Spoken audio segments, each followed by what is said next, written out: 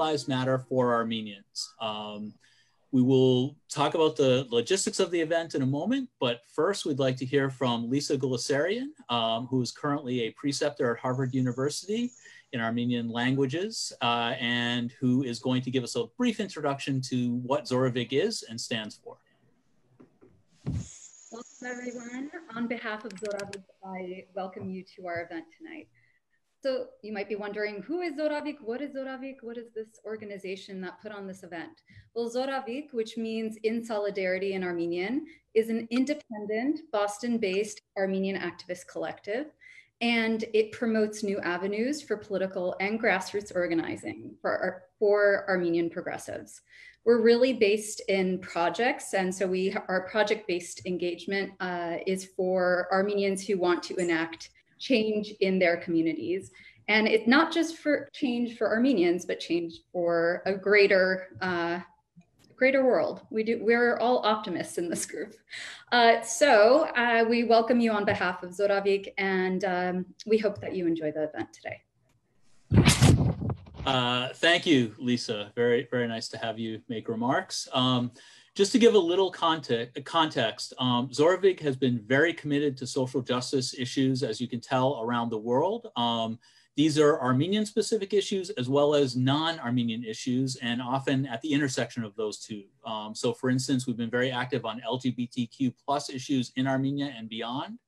But in this case, we are recognizing the incredible importance of this moment in history around the issue of continuing violence and oppression, violence against and oppression of African Americans and other Blacks in the United States, and of course elsewhere in the world.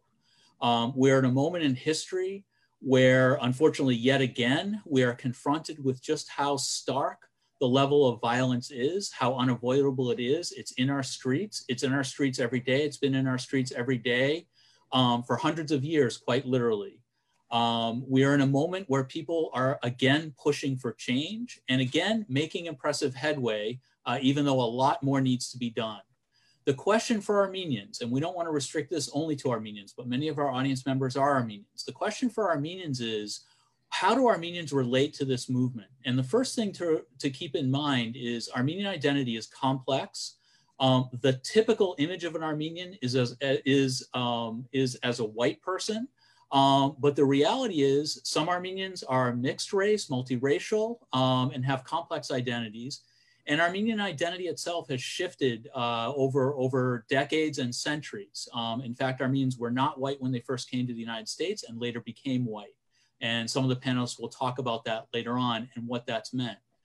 By and large today, Armenians are white, white identified, and that raises very significant issues of our responsibility for changing the situation in which African Americans and other Blacks, as well as other groups of people who are victimized by systematic violence, by police forces, as well as in the broader society, to think about our responsibility in that situation and our need to be actively engaged with change. That's the origins of this event. And it is in that spirit that we're going to discuss these issues.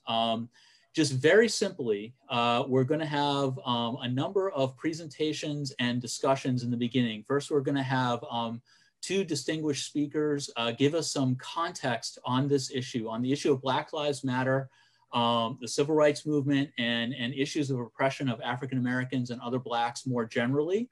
And then we're going to add in 4 other fascinating panelists who, together with the original 2, will address a set of core questions that have been coming up in relation to Black Lives Matter and its connection to Armenian identity for some time. Following that, don't worry, our very large audience will have an opportunity to pose some questions to the panelists, and we will reserve about 20 to 30 minutes, depending on how the timing goes, for questions from the audience. To register a question, please go to the question Q&A section of our webinar. Type in your question.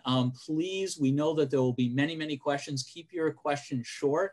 Keep them questions. We will then select out, representative questions. Often we'll get the same question from different people, and we will pose those to our panelists in the last part of the program. Without further ado, I'd like to introduce my co-moderator, Laura Storian, who is a professor at Bentley University, teaching in French language and literature and specializing in film, if I'm remembering correctly, and who is another member of the Zoravik Armenian Activist Collective, and will also be moderating as well as introducing our first speaker. So without further ado, Professor Storian, please take it away. Thank you, Henry. I'm delighted to introduce our first speaker, Vardan Petrosyan, who's professor of history at the University of Memphis. He's a historian of 20th century United States with a particular focus on race, politics, and culture. And he's the author of 5 books, including Down to the Crossroads, Civil Rights, Black Power, and the Meredith March Against Fear, published by Farrar, Straus and Giroux in 2014, as well as King of the Court, Bill Russell and the Basketball Revolution, published by UC Press in 2010, and Sidney Poitier, Man, Actor, Icon, published by the University of North Carolina Press in 2004. Welcome, Vardan, and thank you.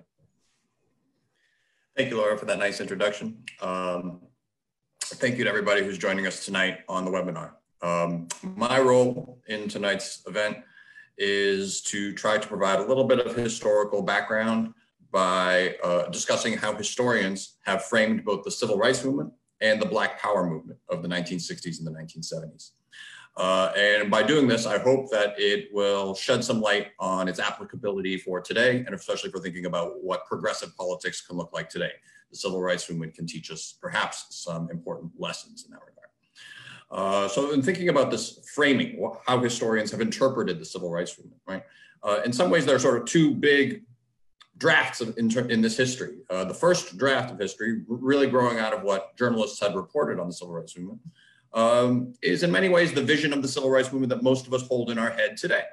To characterize it in terms of geography, we'd be thinking about the United States South, the Deep South in particular, where many of these important actions of the civil rights movement took place. We'd think of mass demonstrations. Think about the March on Washington, think about the Birmingham campaign when people were getting hit by fire hoses and marching through the streets of Birmingham, Alabama. Think about the iconic Selma to Montgomery March as just some of the few examples of these sort of mass nonviolent campaigns. And that speaks to another characteristic in terms of how we think about the civil rights movement, that is very dramatic, that it posits sort of heroic nonviolent activists against brutal Southern racists. It brings together a lot of news coverage. It stokes the conscience of the entire country, and it leads to legislation, right? It's a very personality-centered type of story, right? One that often revolves around important figures, especially, of course, Martin Luther King. And thus the story often revolves around those figures, right? And that shapes how we date the civil rights movement. It shapes how we classify it as a historical period, right? In many ways, we see it beginning with the rise of Martin Luther King and the Montgomery bus boycott in the middle of the 1950s. And we see the story ending with him in Memphis getting assassinated in 1968. It's also in this framing again, that it's kind of told as a triumphant story, that we overcame Jim Crow, that we overcame legal segregation, and we passed important federal legislation, the Civil Rights Act in 1964, which led to the widespread desegregation of facilities and got rid of legal Jim Crow, got rid of legal segregation. And the Voting Rights Act of 1965, which created federal measures that protected the Black right to vote and encouraged African-American voter registration, and thus began the political transformation of the American South in that way. The bad guy in this story, so to speak, what ends the civil rights movement is this notion of Black power, right? This new political philosophy that comes to the fore in the late 1960s that is more centered around Black empowerment, that doesn't have much use for whites, including white liberals, and that sort of splits the movement as it's commonly told. So that's sort of the old civil rights history, right? That's the traditional tale that's told. What historians have done in the last couple generations of scholarship is try to tell a new story, to complicate that story. If you just think about geographically, it's not just about the South, but it encompasses the entire nation. There's much more that unites African Americans in the Mississippi Delta with those in Chicago than divides them. They share many of the same concerns. They all engage in political activity in the same era and towards the same kinds of ends. not just toward desegregating facilities, but also toward jobs, toward better housing, toward political power as a means to an end, as a means to improving their lives. It's also international in scope, and that can be important for us to think about today as well, right? African Americans are paying attention to what is going on around the world and using it as political tools. That includes the Cold War. If you think about the NAACP and its legal briefs, arguing for the Brown v. Board of Education decision, it explicitly talks about the nature of the Cold War and how the United States is supposed to be promoting democracy to the world. It also encompasses African independence movements. In 1960 and 1961, many African nations were becoming independent, shedding off colonialism, and that was an inspiration to African Americans. This new cast of civil rights history also creates more people who are part of the civil rights movement. It expands the cast of activists, if you will. A lot of historians do these local studies where they look at one community and see what the civil rights movement looked like there. And what they find is that the story doesn't revolve around Martin Luther King. It doesn't revolve around nonviolent mass demonstrations. It revolves around local people. And that includes especially lots of women. There are more women who are active in the civil rights movement probably than men are. And it changes how we think of political action, not just those who are marching on the front lines, but those who support the movement. It helps us think about radicals. Think about someone like Malcolm X and his influence on African-American political thought in the 60s. It can even help us think about conservatives. James Meredith, the man who integrated the University of Mississippi in 1962 through his courage and his bravery and his sort of singular will to do this, in many ways defined himself as a conservative. So it expands who can be part of the civil rights movement. This also changes the whole time frame of the civil rights movement.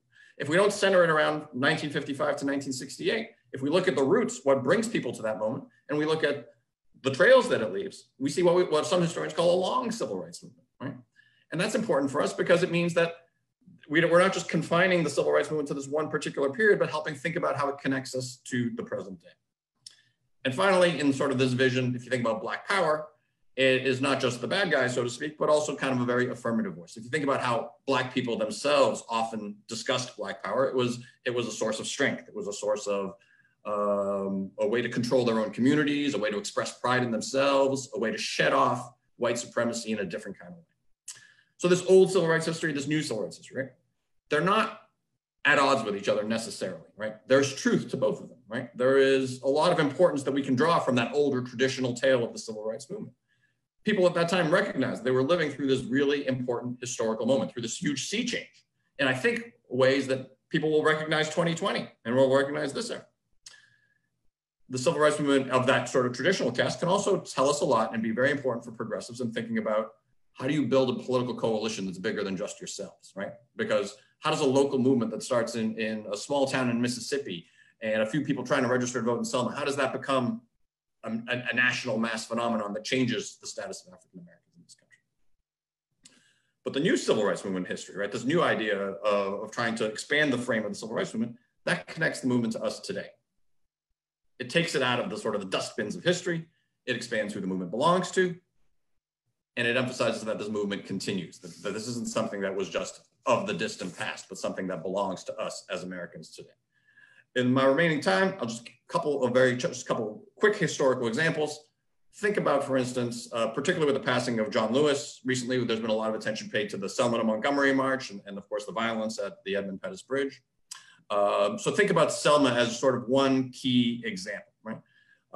We all know that story as nonviolent activists crossing the bridge and then getting attacked by Alabama police, and that leading to this big march finally to Montgomery, and that helps lead to the passage of that Voting Rights Act in 1965, right? But go back. Before there was a passage of the Voting Rights Act, you needed to mobilize a large number of Black people in the town of Selma, Alabama. To do that, they brought in people like Martin Luther King of the Southern Christian Leadership Conference, which led these mass nonviolent demonstrations. But go back further. Before that, there was a group called the Student Nonviolent Coordinating Committee that was less about these sort of mass demonstrations, but they were a civil rights group too, that worked on expanding the local leadership. They worked with the locals to try to help them get political power. And go back even further. Selma is in a county in Alabama called Dallas County, and there was a Dallas County Voters League of local people, mostly women, including this woman named Amelia Boynton, who became sort of a central figure in Selma's history. And this Dallas County Voters League was trying to organize African Americans in Selma, trying to register to vote. So the actions of these ordinary people at the very beginnings of this movement led to more organization in that community, which led to connection with the national organizations and national figures like Martin Luther King, which led to these mass demonstrations, which led to the big stoking of the national conscience, which led to the passage of that federal legislation that was so important. But it starts with the people. Maybe that's where I'll end today. And hopefully that can provide a kind of lesson for us to think about. That the legislation that transforms the nation begins with the resolve of these ordinary people and builds levels of support. As progressives, we have to think all the time about how do you expand your mission? How do you expand your coalition? And this is maybe one way to think about it. Thank you. Thank you so much for that enlightening and opening presentation and for giving us such an insight into the issues that we're discussing. With that, we're going to move on to our second presenter. And I've got a real problem here. There is absolutely no way to do justice to Dr. Rich Reddick. He is, I will say, the Sasunsi David of both academic and activist work around a host of issues. So he's incredible. He's currently the Associate Dean for Equity, Community Engagement, and Outreach at the University of Texas at Austin's College of Education. He's been doing a tremendous amount in developing and supporting initiatives focused on equity, inclusion, and diversity for faculty, staff, and students in the college, and serves as one of the Title IX liaisons for the college and chair of the college's Diversity and Inclusion Committee. He's a prolific author, both in academia and also, if you do a little bit of a search, in various publications. He's able to connect, and I think this is the highest praise I can give him, able to connect very rich and subtle academic thinking with the most practical political processes that are going on around us. And every time I read his work, I come away learning a tremendous amount. His work has been featured on such distinguished or through such distinguished media as NPR, the BBC, Associated Press, Chronicle of Higher Ed, and beyond. And we can't express how thankful we are that Dr. Reddick has joined us this evening. Without further ado, I would refer you to his biography that we posted, and again, his list of publications that we'll have available. But without further ado, Dr. Reddick, the floor is yours. Thank you so much, Henry, for that wonderful introduction. Greetings from Austin, Texas. It is not too hot out of my tech right now, and that's why I'm outside, just sort of taking in the summer breezes. I really want to thank Zoravik for inviting me to be part of this conversation. And I really do appreciate Aram's excellent overview, which really leads nicely into what I want to discuss, which is the contemporary context. And certainly one thing that seems really important to talk about as we're talking about this topic of BLM and the Armenian community is the issue of intersectionality. And for those who don't know that work, that's Kimberly Crenshaw, who's a legal professor at UCLA. And what Dr. Crenshaw has basically posited is that oppression works in interlocking sort of systems. So people don't just simply present as being Black or Armenian or women. It's a connection and combination of those identities that really present sort of systems that make it sort of impossible or very difficult to emerge without severe psychological or physiological damage. And I point you all to a really great TED Talk she did called Say Her Name. And she talks about sort of how our attention on things like police brutality has been somewhat distracted because we sort of forget that police brutality, in fact, does impact Black women. And so it's a really powerful piece. I will warn you that if you do watch that piece, you will probably break down. The emotion is so strong, especially when she talks about the fact that we're so often in conversations where we essentialize identity and we don't talk about the diversity and the combinations of how oppression works. So I think it's a really important point to bring out. And I will, as a point of personal preference, a 7-year resident of Watertown, Massachusetts, I moved to the community without knowing much about their Armenian experience. And, you know, there's a wonderful Armenian museum in Watertown, and I learned a lot. First of all, great food, but secondly, about the history of Armenia and also the genocide and other things that were just not part of my educational experience. And so I think it's a leverage point for us as we discuss this, because in my own work, one of the theories that I look at is something I've developed, which is called proximal experiences of being othered. In my work, I look very closely at cross-race and cross-gender mentoring relationships. And as I talked to people who worked across those identities, something interesting happened, because I didn't want to do that work originally. My advisor is an economist by training and says, do comparative work, that matters. And so as I wanted to hear stories about Black students being mentored by Black faculty, I got to hear stories about white faculty mentoring Black students. And oftentimes when I'd present those or I'd talk to those people, they would sort of talk to me in disbelief and say, well, I mentor all students. It's not just Black students. I don't have that. And I never made that claim. But what ended up happening after hearing their phenomenological narratives, I got to understand that they usually had very powerful experiences in their lives where they had experienced oppression on some level, either personally, through their family history, or through people very close to them. And that became a point of reference for them. And that meant that when they were at an institution that was predominantly white and they noticed that they only had a small number of Black students, they sensed that it was important to check in with those folks and just to see what the experience was like. It was always very open-ended. It was never presumptive that you're having problems, but it was more of a conversation. Is like, look, I don't know what it's like for you in this experience, but I just want to let you know that I'm here to support you. And if there's anything I can do to help you.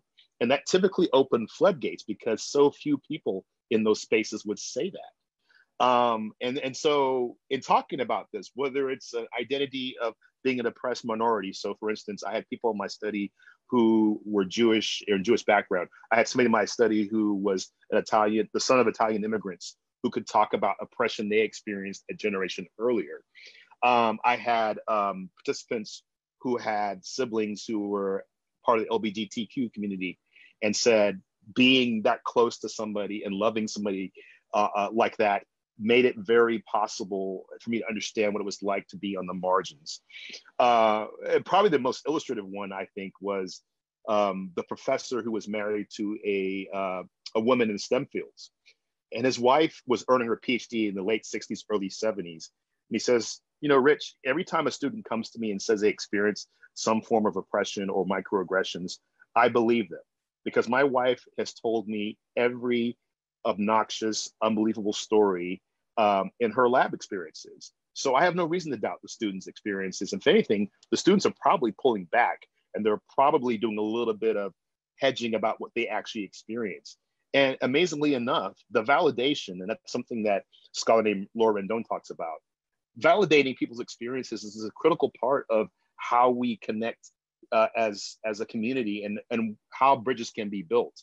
One of the things that I learned in our sort of preparation session was the strike that's currently occurring in Armenia, and sort of never being isolated to a point to not understand that oppression and warfare and other forms of aggression are always at play in this world.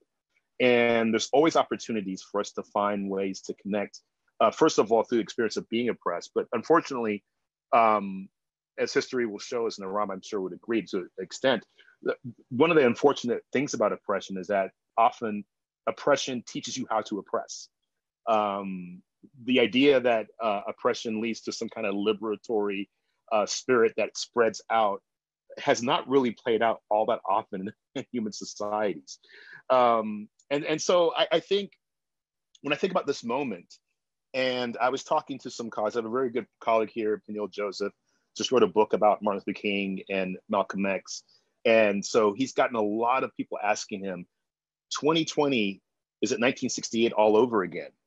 And, you know, I do play a historian in a classroom, and we have this conversation. And, you know, there's some key differences.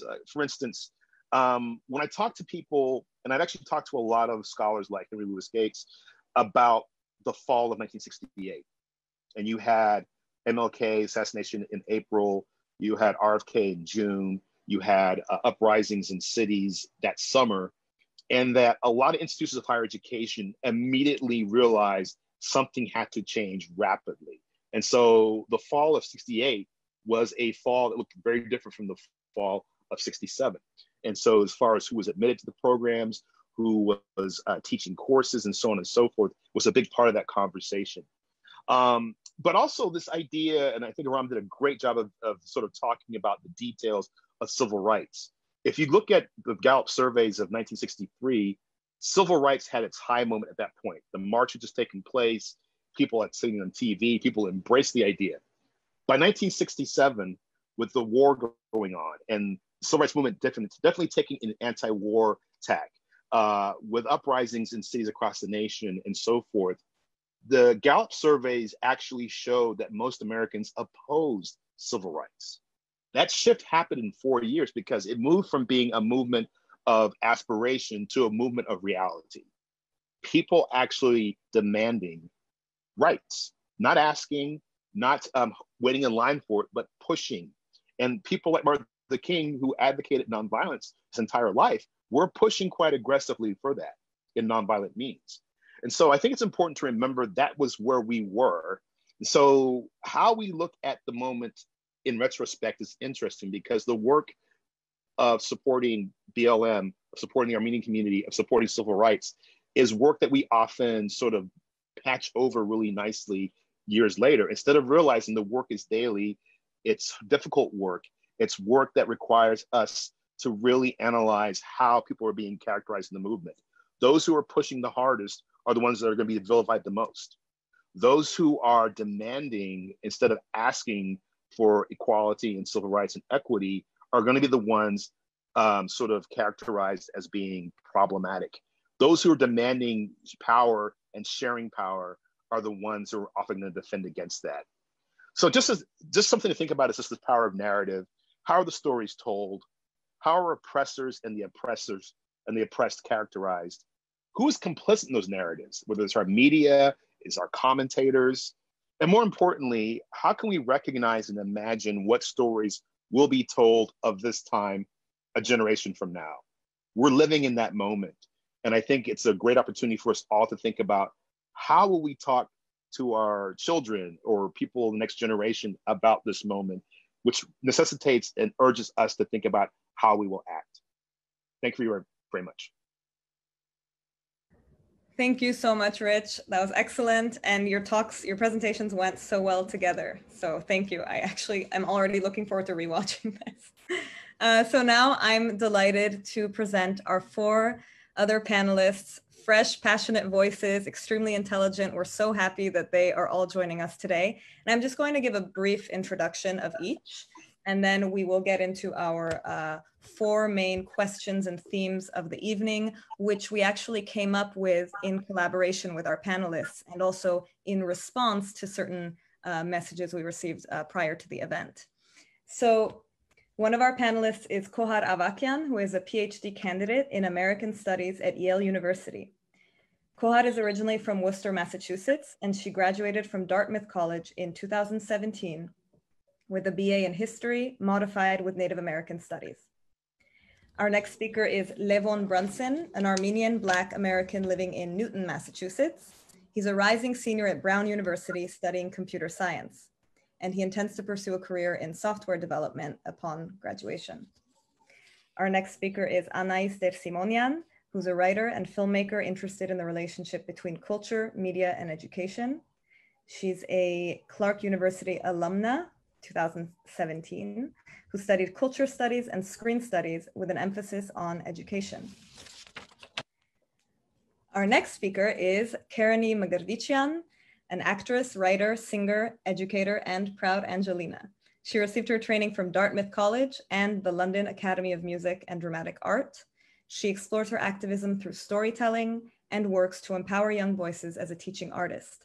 Before we begin the discussion, let me mention that with the help of Christine Gharibian and Haig Asturian, we have compiled not only the excellent pieces and op-eds of our speakers today, but also other resources on the website armeniansforblacklives.org. So you can check those out later. But first, let me begin with our first theme question. And here it is. Armenia is clearly in crisis this week. How do these issues connect? And what would you respond to someone who says Armenians should focus solely on the crisis in Armenia and Artsakh and not other issues as well, such as Black Lives Matter?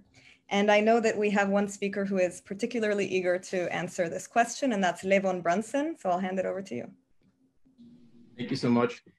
Yeah, so I guess to start, I'll just say that with what happened on July 12th, I immediately reacted in a way that I was thinking, is this still a conversation we should be having right now? Is the conversation about the Black struggle one that should happen given what's happening in Armenia? And to be totally honest, I thought at first that maybe we should postpone this and we should focus all of our attention solely on what's happening in Armenia. But the more I thought about it, I recognized that this isn't quite the truth. And I think actually just to take a step back, and for those of you who might not be familiar with what's happening in Armenia, at least at a higher level, I want to express that on July 12th, Azerbaijan broke the ceasefire we have and began attacking civilian structures, attacking villages, not only in Artsakh, but in Armenia itself, in the Tavush region. And they've gone so, they've been bombing kindergartens and PPE factories, and they've gone so far as to threaten to destroy the Metsamor nuclear power plant. So with that in mind, when I heard that and when I saw the videos, as I'm sure many of you have seen, of Azeris in Azerbaijan in front of their parliament, chanting death to the Armenians, or seeing these videos of them stepping on apricots and making all these crude remarks and especially all over social media, spreading misinformation, it seemed as if this was something that was more than what's happened over the last few years, in which they frequently violate the ceasefire. I was worried, is this going to be something more? Is this going to escalate into a conflict that is really just about the safety and future of our country? And I was thinking, well, what if this becomes an invasion? What if this becomes more than that? And I was focusing my full attention on that, because for me, I'm recognizing that I'm here, I'm in the US, and I'm a little far away from that. But if this did escalate, I won't hesitate whatsoever to go over and contribute and to help and to fight. So with that in mind, I've been doing the best I can to support Armenia and Armenian soldiers. As soon as this news was coming out, I spoke with a number of other students in various Armenian student associations across the country, and we've gathered a coalition across the country with over 30 different schools, in which we've organized a fundraiser for the Armenian Wounded Heroes Fund. And to date, in 3 days, we've already raised $11,000, and we're helping purchase military first aid kits. So that's been the brunt of my attention, and we're already working on what we can do next to continue to help our soldiers and to continue to help the civilians there that are affected. On top of that, I've been sharing as much as I can on social media to not only inform other Armenians and to raise that conversation, but also to inform non-Armenians who currently or prior to this don't really know a whole lot about what's happening there in the Caucasus, and might look at this as just a border dispute or some vague land dispute between two third world countries. So I've been doing that, and currently my current process is writing another article about the historical and contemporary right we have to the land there, to objectively inform non-Armenians and to continue to bolster our own ideas, because there's so much misinformation that's been posted on social media by Azeris, and a lot of disillusioned ideas that are baseless. So I'm doing as much as I believe I can to contribute to Armenia, short of going there myself. And if there's anything more I can do, I definitely want to hear it and continue to be involved. But with this full attention I'm providing to it, I still feel as if I have more attention and more energy and more time to still continue to fight for and advocate for issues that are non-Armenian, and issues that, at least for me, are personal, because I am Black in addition to being Armenian. But even if I weren't, even if I weren't Black, if I were just fully Armenian, I believe if I'm doing as much as I'm doing, I still have time left over to continue helping others. And that really is the crux of all of this. Because if what told me this, what really got me thinking about this was recalling the Armenian Genocide and looking at it as, why was no one else helping us, right? How did it happen? And I think about this a lot. I think how can you be in a world, even if it's not as connected as it is today, right? There were reporters from the US, from France, from Britain. How could people hear about this and not immediately rise to the call and go help? Well, they all had their own issues that they had to contend with. It was a world war happening. They had to, look over the safety of their own nation. And I want to emphasize that in no way am I comparing the Armenian genocide to what's happening today in for contemporary issues for Black people in the country.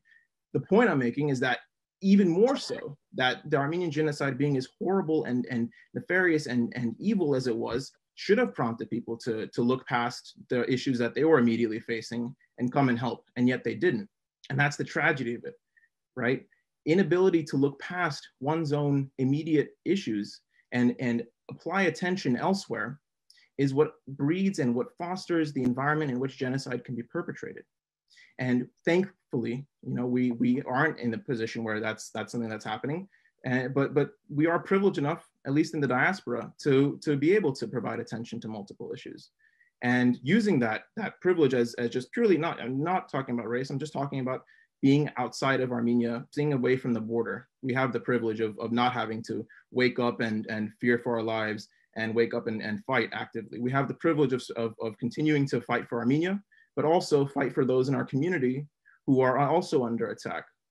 So that just goes to say, I in complete honesty, I wanted to address that, because for me, it was an issue that weighed on me for some time. I was thinking, this is such a big issue. This is the threat, and this is our country at stake. How can we talk about something else? But it's the recognition that we can do multiple things, and we're not just limited to one issue at a time. There will never be a time when there's only one issue to contend with. So we must continue remaining open to all issues that we can. Would anyone like to add anything else? Thank you so much. That was excellent. Yes, I'm going to speak to that. I can include that in my my response, but I think the issue that's being raised here is the question of allyship at large, and this question on what does it mean to be a good ally for Black Lives Matter. And I think that's the reason that why so many people have joined this discussion today. And I want to say thank you for the introductions, first of all, and thank you for everyone for joining at this time, because I know it's a really traumatic time for all of us in the world at large, but particularly for Black Americans, for Armenians, especially this week, as we know. And it's a hard time to show up. And I think that should be acknowledged. And I just want to thank everyone for being here today. But on this question of allyship, I think I just want to talk about this a little bit more personally. And this question that's been addressed by Dr. Reddick, by Levelin, by Adam. I think it's important to show up for others in the ways that you've stated, but it's not just really important because we have the time, but it's an absolute necessity. And just more personally, growing up, it was really easy for me to, being Black, Native, and Armenian, to view these issues with the lens of my own personal identity.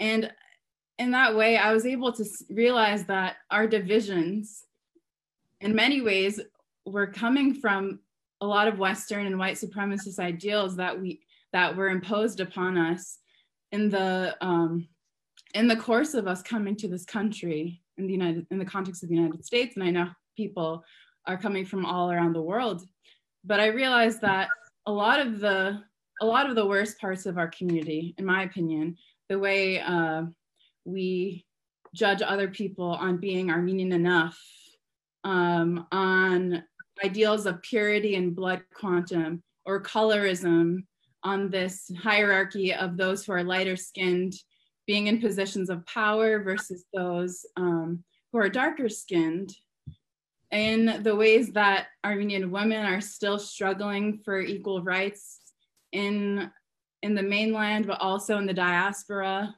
and the deep internalized anti-Blackness in our community. Those are all things and deep wounds that we really need to heal those, and we need to learn from those within our own community. But the fact is that growing up there was an indescribable feeling of being in community, whether it was singing or dancing, whether it was the way we viewed our family structure, the way we respected our elders and our ancestors. For me, that was clear, whether I was with Armenians, whether I was with Black Americans, and whether I was with Native Americans, whether I was in any of those communities, that was something that it was tangible and it was unspeakable. And I think the feeling that we're feeling, being in community with each other today, we have to hold on to that. And that should be what is guiding your allyship. Because if it is something, if your allyship is something based on your desire to get others to show up for you, that's self-serving. And that isn't the way that you build real allies. Because allyship means action. It means work, and it means showing up for others because you genuinely care and because you genuinely feel a passion against the deep injustice that's happening. And I think Levelin and all the points that were brought up, the fact that the genocide was happening at that time and people are witnessing that injustice, which whether it was American missionaries that were in the Ottoman Empire or, different actors who were bystanders in a way and not really intervening. If you're looking at it from that perspective with social media, and this is sort of bridging into where we want to go next, we're witnessing really deep injustices here. We're being able to watch Black death in a way that, one, is really hard to witness for Black Americans, in a way that if you're not showing up, you're turning a blind eye to something that is a deep disease in this country.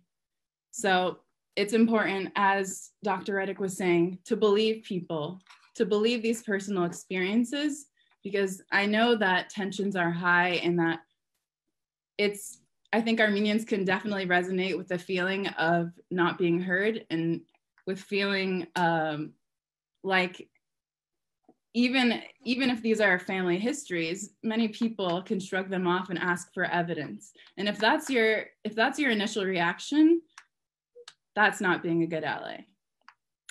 Because it's the time to really listen and to understand that the work has been done for a while and it exists already, and it's time to really just show up for others. And I think good allyship in the end is listening and really just respect, passion, and love. Those are just the deep things that inform my understanding of allyship.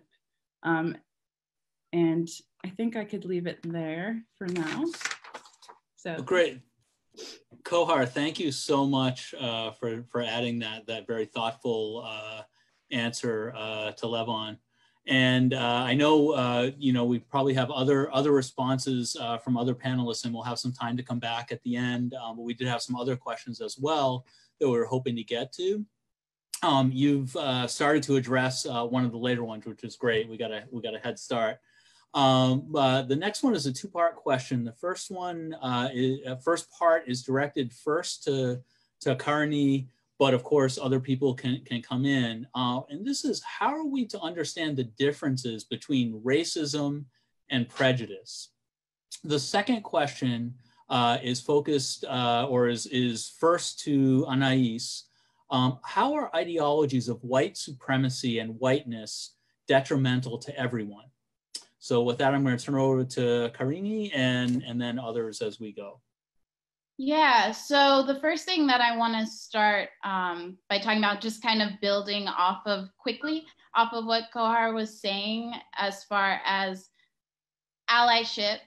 I just want to say very quickly for the Armenian community specifically, we need to, as a community, Armenians who are white and are not mixed race and are not Black and do not have to live in the skin that we live in, I think it is very important that you acknowledge the privileges that you have, the way that you navigate the space, the way that you navigate this country and this nation. It's important to acknowledge the privileges you have and how you are using those privileges to uplift and center not just Black voices, but any marginalized communities. I think something that's very important to point out when we're talking about the Armenian community and caring about all of the members of this beautiful and diverse diaspora, it's important to point out that there are Black Armenians. We are here, you're looking right at us, so we are part of that community as well. So you should have an investment in our well-being and how we are navigating this space. I think it is important to talk about the differences between race and racism and ethnicity and prejudice.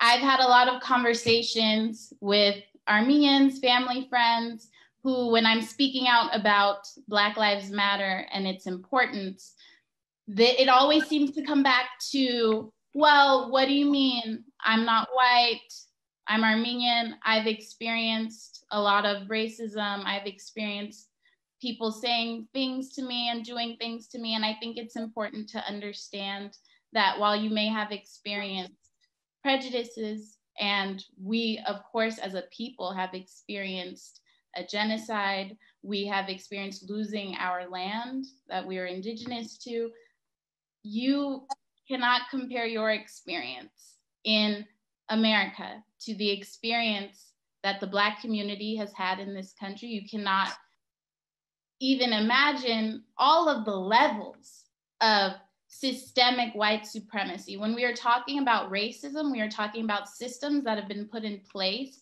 to oppress people.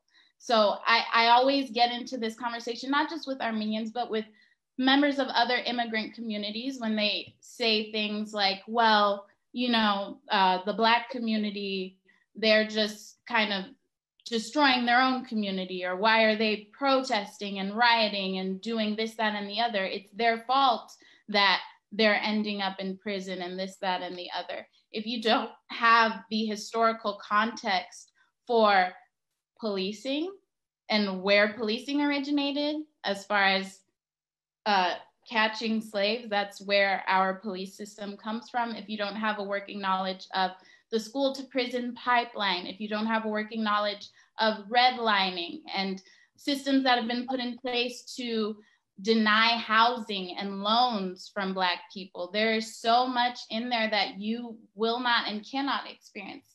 Armenians are a people that are ethnic, yes, and they experience prejudice in this country all the time, but saying that your experience is the same as a Black American's experience, or saying, well, why can't they just do what we do? And this pull yourself up by the bootstraps mentality, it's false. And it's very hurtful and detrimental to the current movement, because we need to be uniting. We need to be working together and showing solidarity with each other. I've seen a lot of people, this goes back again really quickly to the allyship question. I've seen a lot of people posting about, well, I don't understand, you all can stand up and say things for Black lives, but you're not speaking out about what's happening right now in Armenia and this, that, and the other. And that's definitely frustrating. But this argument of Black people never show up for us, Black people never speak out for us, which I've seen, it's problematic, and it's also false just from my own experiences being at Armenian Genocide marches in Los Angeles, where I'm from, where I'm based, where the Black Lives Matter Los Angeles group has been there and has been out there in full force. You can even, if you want to go further back, like Tupac spoke about solidarity between Armenians in the Black community and the Latinx community. So there's a lot there that I think we can find we have in common with each other. And I think that's a very important place to start. Just making sure that you're not centering yourself and centering your own experience and looking at what other people are experiencing. Oh, thank you so much, Karini. That was very enlightening. Would anyone else like to add in on that first question before we move on to the second one?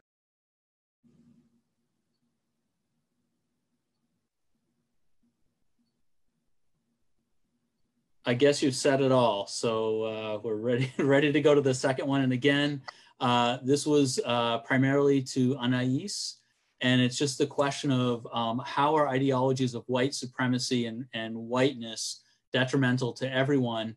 And I'm actually going to add a twist because I'm the moderator. I'm going to abuse my power for a moment. I'm going to ask, are they in fact detrimental to everyone? If you can answer that first and then maybe explain why you think they are, that would be great. Thank you. Yeah. Hi, Anais here. Thank you so much for having me. I do think that white supremacy is detrimental to everyone involved, even the oppressors. In a similar way that people talk about how misogyny and the patriarchy is detrimental even to masculine individuals, I think it's the same logic here. And while I think that we should all care about Black lives, regardless of whether or not it involves us, I do think that white supremacy harms white people. So it harms Armenians, if we're talking about it like that. Obviously, being white in America, we are granted financial and social benefits, but I think on a mental, spiritual, and emotional level, I think that being a part of a racist system is harmful and detrimental to all. There's a quote that really stuck with me that I heard one time that was saying, the two worst things to be are the slave and the master. And that I think sums it up for me. Additionally, kind of going back to what was said before, I think as Armenians, we stand for ending state-sanctioned oppression, in the Ottoman Empire, the genocide, and it continues into the modern day. But I think that realizing that as Armenians in America, we are white and we are part of the white state that oppresses Black people. This means that we cannot be passive allies, and we have to actively be anti-racist, or actively abolitionist, or else we can't truly say that we're against state-sanctioned oppression, just as a side note. But I think that sums it up for me. Excellent. Would someone else like to come in? Thank you so much for addressing the issue. And would anyone else like to come in and agree, disagree, or add to anything that's been said on these questions? If not, we have plenty more, so there's no worry about that. I can speak to this question just a little bit historically. In terms of our history of legal whiteness, one question I like to think about a lot. So to sum up, there were two legal court cases in 1909 and then 1925, Nuri Halajian and the Boston Municipal Court and US v. Kartosian in 1925, the US Supreme Court, which basically deemed Armenians to be white by law. And that does not necessarily mean that on the ground it always happened that Armenians were perceived as white, but structurally, systematically, Armenians gained access to whiteness. But the question I always ask myself is, what message is that sending for Armenian refugees that were coming here as a result of the genocide?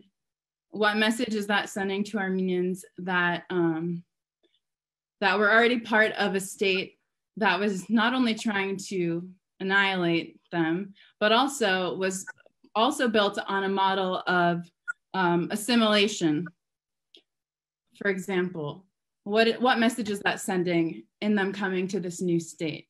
And I don't think that, I think Armenians are definitely have benefited from whiteness materially, but I think we have to have these conversations about psychologically, when it comes to our trauma, what is whiteness doing to our communities? And what message is that sending for an already traumatized community coming to this country that was almost already literally annihilated from this world. What message is that sending for those who were already victims of an assimilative practice to come into this new space and then have to assimilate further? What are the losses there psychologically? How has that, I think we need to ask ourselves, the many ways that it manifests in such toxic ways in our community. And I think, as I already mentioned before, whether it's colorism and the anti-Blackness, homophobia, and the different ways that, as Kimberly Crenshaw shows, these are all intersecting, and we can't just focus on one piece of it. We really need to start to connect many different things, both historically and currently, and just look at this long trajectory to view things in relation to one another. So yeah, that's just what I wanted to add, like a brief historic perspective. Thank you so much, Kohar. Laura, you want to come in with the third question? I'd love to. So our third question, we began answering, thanks to Kohar's eloquent answer earlier. The first part was, what does Armenian allyship look like for Black Americans? And relatedly, and I think this is very interesting because a lot of young people these days there's a lot of activism happening on social media and awareness raising, and also, of course, a lot of spam and things like that. So a lot is happening on social media. So here's the question. What role has social media been playing in activism the past few months? How does the way social media frame issues add to or subtract from causes? And I see that Kohar and Anais both wanted to address these questions, so I'll let you pick.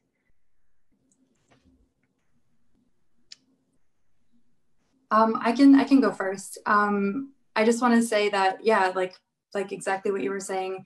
I think a lot of activism right now, especially for young people, is Instagram based, is Twitter based, which is great because it's the spread of information is so quick and rapid, and you can get sources right there, get the links. There's places to donate that maybe you would have to go through other more tedious routes to find before. And there's real grassroots news. There's things that, as someone who attended quite a few of the Boston Black Lives Matter protests, things that I saw on Twitter, videos that people took on their cell phones that weren't aired on the nightly news because it didn't go along with the narrative of what they were trying to portray with the quote unquote riots. But I also think it's interesting to think about how social media sort of condenses a lot of information down into these tiny little panels. Like, for example, what is allyship? And then it's, 3 panels, and someone drew like a nice graphic, and then there's some text, and, someone can swipe through it in 2 minutes and be like, I understand allyship, perfect. Like, I'm an ally. And I think that can be really, it's a good starting place. I will give it that. But I think if that is the end of your journey about learning, I think it can be very toxic, and you can, as a young person especially, feel like you might understand these really big concepts while not actually grasping it entirely. Also, something I'd like to talk about that I know impacts probably all of us is the performative optics of social media.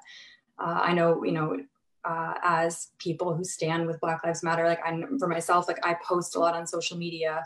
But what does that mean? Is that the extent that, is the reason I'm posting to be a true ally, or is it to display to others that I'm an ally? And also I think, there's an individual level to that, but there's also a corporate level to that. What does it mean when a company posts a black square for Black Lives Matter, but when you look at their executive board, there are 0 Black individuals on there? So just, I guess I just want to be critical of social media because we're using it so much today. And also, one thing I would like to add before I want to pass it off to Kohar is just that social media tends to be an echo chamber, at least in my social spheres, because I went to a liberal arts college. Everyone that I am, communicating with, my mutuals on social media, are people who agree with me and people who I think have more or less the same views as me. So really, is that good allyship if the only people I am addressing with, my posts and my thoughts are people who already agree with me? I think that part of the reason I wrote a piece that was published in Mirror Spectator was because I wanted to reach out to another community that wasn't just young liberal 20-somethings on the East Coast. I wanted to reach another community, which was Armenians. So I think the echo chamber is an interesting thing. It's a lot of, putting a lot of effort into, sharing with people who might already agree with you isn't really going to spark change or, ignite a revolution or whatever. So, yeah. Can I ask you a spontaneous question? What's a way to work around that? Because I feel the same issue on social media. It's like, for sure.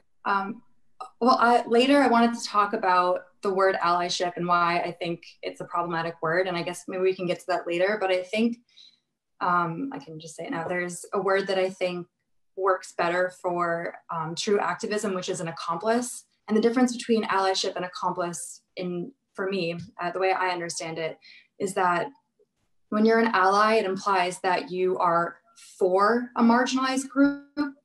So you have this sort of like savior complex, like you are on the sidelines, like, yes, you are pro Black Lives Matter, but it's not really your movement. Whereas accomplice implies that, it implies with, and, it's your battle too. And of course, I think, there's this notion of allyship on social media, especially where it's like, I've done enough. I've posted 3 things today. Like, I'm good. I'm going to get off. I think if you make, of course, while still centering, if you're white, still centering Black voices and not, letting yourself become the head of a movement. But I think you can, without centering yourself, you can make it your issue. Like I was saying earlier, white supremacy and a racist system doesn't help anyone, I don't think, personally. So making it your issue while not centering yourself, I think, is the way to do it. I also think that there are ways to address people that, you probably really don't want to talk to, racist family members, people who are older, who maybe just, we attribute it to having a generational divide and maybe they're just a little more racist than your friends. But I think those are the people that, we should be having the conversations with. Of course, you should be in affinity spaces and talk with your friends and people who agree with you to get your ideas out in the open. But I think really addressing things when you see it, and if someone said something racist or slightly racist in passing, call it out, even if you don't really know them that well, even if it's not comfortable.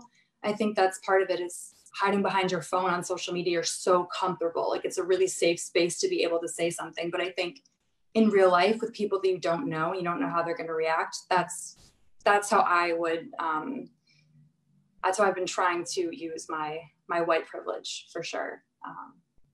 Yeah. Any thoughts, Kohar? Yeah, you covered a lot of ground. I don't have too much to add, but I think it's important to acknowledge also that we're in the middle of a global pandemic that is systematically and disproportionately affecting Black and Brown people in this country. But it's also changing the way that we're interacting with one another. The fact that this is online is one thing, but I think it makes the fact that we're also in the middle of a pandemic is making social media one of it is the primary outlet for this movement. And I think everything you said, I definitely agree with that. And I would note that for a lot of young people, it's the first place that we're really seeing the news in real time. And I would say that is a really important thing for me, because even as it usually happens this way, I'll see the news on my phone as I wake up, and I use Twitter a lot to really get live updates from people who are undergoing just really deeply violent, really deep violence on the streets. And I think Dr. Reddick brought it up, that the voice of the oppressors is very often the loudest in the room. So I think when you're going on social media and when you're looking for your sources, you need to be actively seeking out Black voices and spotlighting those voices, but making sure that you're checking the sources and that you are, one, checking if their politics are matching up with their action, as Anais, you were just talking about, but also making sure that, excuse me, yeah, making sure that you're not just, that you're not just performing, but that you're actually showing up for people, as you said. and that you're intervening in situations that I think people were just really being too passive in the past, whether it was a side comment, dropping the N-word. Yes, that's not allowed, and that is anti-Black. But in many ways, you know, the cat's out of the bag, and I know a lot of people in the past were very much okay with digesting their feeds on social media, and everything that they were digesting would form this sort of bubble of privilege. And I think that's broken in many important ways because of the Black Lives Matter movement on social media, to the point that we cannot go and retreat back into that space. So yeah, just continue disrupting that feed. Can I add to what Kohar just? Oh, please, please. So wonderfully. Yeah, I think this is a really important moment, and I'm reminded of sort of the sequencing and what happens in these moments where something so heinous, which really is basically an expression of white supremacy in extreme form, that's been happening quite a bit. Let's take, for example, 2015 in Charleston. And I remember that moment really feeling and actually calling out folks who were accomplices, if I use Inace's terminology, which I love, by the way, and saying, you know, the stakes are higher. What you did yesterday that you considered to be the work, you've got to double that because it's not working, right? And I think it's these small interactions we have. And I think when I think about dismantling racism, I'm reminded of Beverly Daniel Tatum's analogy of smog. And that's something we all breathe in, right? White supremacy is something that white people, Black people, Latino people, Armenian people all breathe in. We've internalized a lot of these messages about our own selves, right? And so there is this moment where we have to be sort of humble in our approach and realize that we all have a lot to learn. We have a lot to learn about the histories. And I love the discussion about social media, because social media is very beguiling, because my gosh, you can become woke and learn something in 15 tweets or a couple of Instagram posts. And the reality is that most of these issues are quite complex. So you might be able to have a cursory understanding of something, but you might not necessarily understand the nuances. And the problem with social media, it's not really designed for nuance, right? It's not built for nuance. It's not built for saying, I agree with point 1 and 2, disagree with point 3, kind of in the middle of point 4. And as a self-professed old, I kind of feel that I'm often good about amplifying or sort of bringing together ideas that I know about and sending people off on journeys, and also myself going on journeys, versus sort of saying the definitive issue is in 140 or 280 characters. Here it is. It just doesn't work that way. And so I think, just like Wikipedia, I think it's a great entry point, because I have learned so much just by, you know, looking at my feed and digging into something, and that'll lead me somewhere else. But that can't be the only place that people go. I think we have to really challenge ourselves to not be satisfied with having 5 people who I kind of have the same political stance as, and kind of just flowing with it. Something else that Kohar said I thought was really important too is this issue of action. What I've been really impressed by this moment of activism is that people are pushing back from the, hey, you know, we stand with this cause. People are saying, what are you doing exactly? What does your board look like? Who are you hiring? And I'm thinking about Adidas in particular. Adidas sort of out of milquetoast, BLM piece, and people said, well, excuse us, Adidas, you haven't done very much on the side of hiring, and actually force them into the moment to actually step to that challenge. So I think this is a really healthy dialogue. Like, maybe for the first time, activists can actually get the attention of a CEO or of a corporate leader or an organizational leader and say, what you've proposed or what you're putting out here isn't enough. And let people, and now one thing about Generation Z, I think is really commendable, is that this is a generation that really has committed to put your money where your mouth is. If you say you're about these things, we expect to see results in some ways. And that's quite different, I feel, than some other forms where, you know, the term when I was in college was slacktivism, right? You sign a change.org petition and like, yeah, I've done something. People are like, no, we're not going to be engaged in engaging in your organization until you make changes. And I've seen that happen. I'll even say in my space of higher education with student athletes, you know, they are really finding, it's interesting too, because it's cyclical. And I think Aram can probably speak to this as well. You know, in the 1950s, 1960s, civil rights often went through athletics at universities because Black athletes would leverage their positionality and say certain things. In 2020, I'm seeing student athletes coming to understand that same power. I'm seeing them lend their sort of celebrity and their money-making potential to causes like BLM. But also I'm seeing the excitement about the possibility of intersecting, right? We can't talk about forms of oppression simply in isolation. And what's gonna make this movement, I think, thrive is the fact that it was formed by Black women speaking specifically about intersectionality of oppression. And if we keep at the forefront, this can become a movement that really brings in people. And I think ultimately, when I think about any great movement that sort of had resonance, whether it's anti-war or civil rights, at some point, people from very dichotomous or divergent backgrounds found commonality in the cause. Something about this cause, morally, politically, socially, resonates with my own agenda as well. And this is the important piece about the moment, is that we have to, and there's a great questions happening about how do we do the work. I think it isn't really, I think we ought to sort of figure out what that looks like for each of us individually. For some of us, it's going to be having those difficult conversations with family members.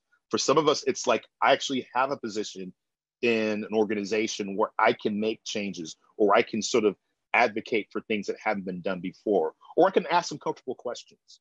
But I think the ultimate piece is really about us having the sense of humility, which means that we're going to have to all go back and learn and be able to take sort of the experience of being educated. Okay, I didn't know that. I'm being informed. This is one of the reasons why I'm not usually very quiet, but I'm learning so much from our panelists here that I feel really humble, because I'm in the space and I'm just taking notes and I'm looking at these different pieces that have come up. So I just think that that sense of wonder and awe and humility is what's going to make this movement strong. So I think if we all sort of embrace that and realize that we're not going to, you don't get to do this work and not walk away with a couple of, I don't want to say bruises, but, you know, a couple of owies. You know, there are going to be moments where, well, that was uncomfortable, or that exposed some aspect of my knowledge base that's not as full as I'd like it to be. But the point to me is to lean into that versus leaning out of it. Thank you all so much. Great insights. And actually, Rich, you've done a wonderful job of segueing into the last formal question we have, which also about half of the questions we've been receiving on the Q&A board address in some way. So I'm gonna make ours a little bit more complicated to integrate some of the particular features we've gotten from our audience members. So the first, and I guess obvious question to ask, and you've started to answer this, is what concrete actions can people be taking, looking from the Armenian community and also more broadly? How do we balance local and national actions, or local and global actions in this process, where it's easy to sort of focus on one or the other? And also picking up Dr. Reddick's very astute point about the transition from victimization to other status, and how that does not necessarily carry with it a sensitivity to the victimization of others. How do we build that? What's the right way to do that transition? How do we encourage the right framework in that process, or for groups that have a history of victimization that's very present in their thinking? Finally, how do we build intergroup solidarity? Particularly if we look at Armenians, and there's some discussion about this on the board, but within the United States, primarily very self-identified as white, primarily, not exclusively, and often not just self-identified as white, but living within segregated areas, predominantly white areas, attending predominantly white schools, and so forth. And so how do we overcome those sort of very subtle but very powerful barriers. So let me turn it over to anybody who would like to answer from our panel. Yeah, I can start with just a few things that I also had bubbling over. I'll try and answer as many of those as I can. But the first most important thing that I would say to think about is a lot of people are new to this. A lot of people are new to this form of activism and this speaking out. So know that you will not necessarily do all of the right things that you are supposed to do. Know that you might make mistakes. You might say something or do something that could offend somebody. But the important thing to do and the work that is going to be hard if we continue with this, because this needs to be a lasting change and a lasting movement, is being willing to take any sort of criticism or any sort of sharing that someone has of their perspective, taking that in, looking at yourself, looking at the space that you occupy and your own privileges, taking that in and saying, okay, I understand that. Now let's move on. What can I do next to help? I think it's really important that people in the Armenian community specifically who are white recognize their own privileges and the resources that they have access to. What are you doing with your own privileges and the space that you take up to uplift and center Black voices and Black people? And specifically, if your activism does not include Black trans women, then it's not good activism. You have to be inclusive of the people in our community who are struggling the most. The average life expectancy of a Black trans woman is 35. So there's a lot of work that needs to be done. And I think that the most important thing that we can do is looking at, what does our community have? Do we have space that we can share to our local Black Lives Matter chapter? If I'm someone who's distancing because I'm worried about COVID-19 and I can't necessarily be at a protest and putting my body on the line and between a police officer and a person of color, how can I help by donating to local movements? What are the ways that you specifically as an individual can use your resources, can use your privileges and everything that you have at your disposal to help the current movement? That's the most important work that I think you can do, just to start us off. Oh, great. Thank you so much, Karini. Would somebody else like to join in? I'd love to further the point about extended and long-term change, in the sense that I think one of the most important tools for promoting long-term change and actually making things happen and breaking the cycle of this conversation that really does exist is the vote. But I want to make it clear that it's not voting in November for the president purely. Like, I think there's a weaponization along party lines in which people use an event or something and make it about achieving a vote in that sense. And I think that's made a lot of Americans, and this is not just about Armenians, this is the broader population, but it's made us in many ways lazy. And I think we've stopped informing ourselves, and we've become we've taken it for granted that we have a vote and that we have the ability to put in leaders who represent us. And I'm not saying at a presidential level, I'm saying at the basis level, I'm saying down to even like the city council, down to the sheriff in your district, right? We don't inform ourselves. We've vote along party lines, and we no longer think to ask, what are these candidates doing for us? We just pick a color. And I think that's, when one starts with that, it's perfectly fine because these people represent you. But we're no longer asking, what are these people saying? And I think that's the most important. And I'm saying that's why I mean at the city council level. That's why I'm saying at the who are we voting for mayor? Who are we voting for governor? Most Americans don't know when these elections are, don't know that these are happening, and we need to start by making this change. We need to start putting in office people at all levels, at the local level especially, that represent our interests and represent what we want in terms of making our communities better.